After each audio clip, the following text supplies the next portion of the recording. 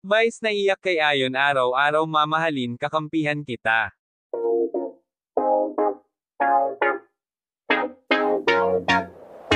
Hindi napigilang maiyak ni Vice ganda matapos ang magpasikat 2023 performance ng grupo nina Jong Hilario, Kim Chu at Ayon Perez sa It's Showtime. Naging tema ng performance ng Team JKI ang tungkol sa responsableng paggamit ng cellphone at social media.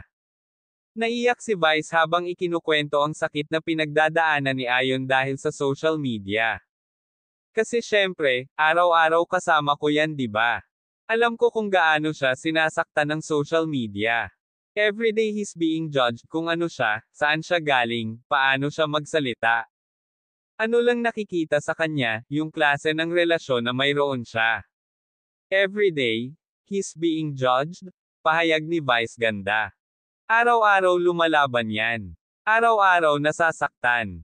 Kaya, basta hindi nyo alam kung anong epekto nito kay Ayon at sa akin, hindi nyo alam.